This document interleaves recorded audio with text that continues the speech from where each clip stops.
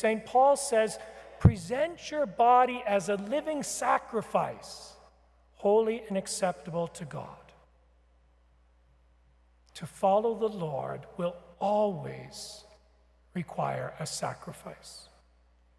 And if you have not experienced a sacrifice in following God, then I'm sorry to tell you, but you have not tried very hard to be his follower. Because following God will always require a sacrifice.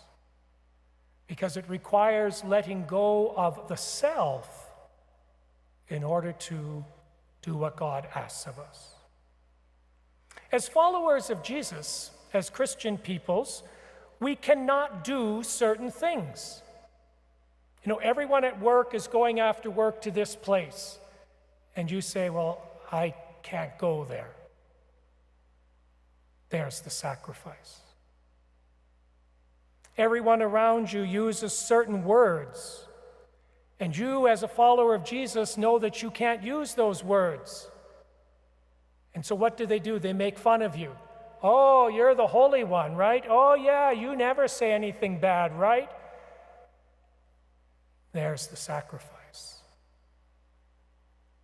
Jesus tells us in the gospel that we have to love our enemy. There's the sacrifice. Jesus tells us that we have to forgive those who even consciously set out to hurt us.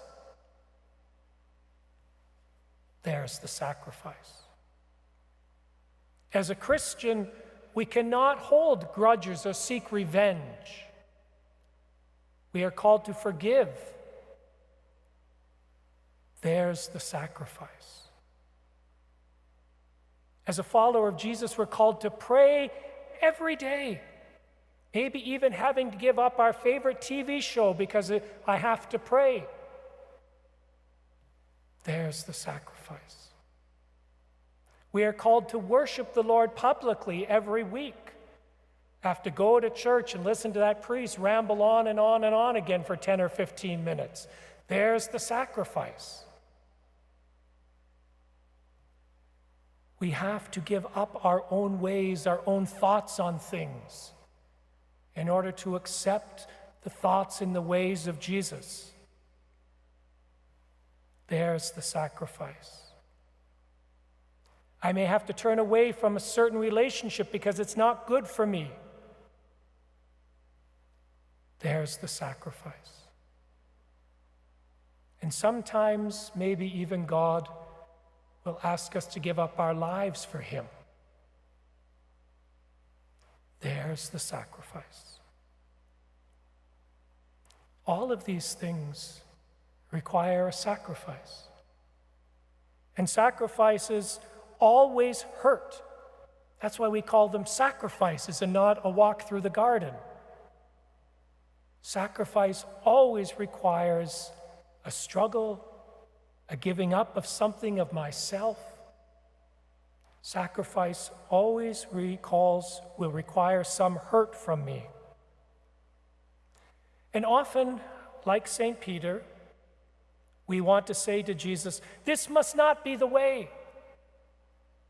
There's got to be, this just can't be right that you're asking me to do this or this or this or this, or accept this struggle in my life. This just can't be the way. We want to say, oh Lord, no, it can't be like this, like St. Peter did.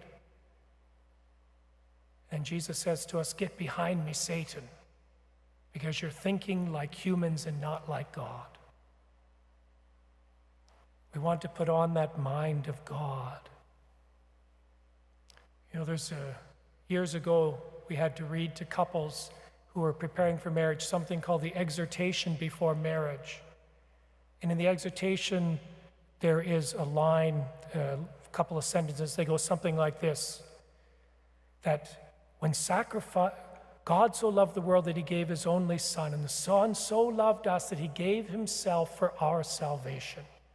Greater love than this no man has than to lay down his life for his friends.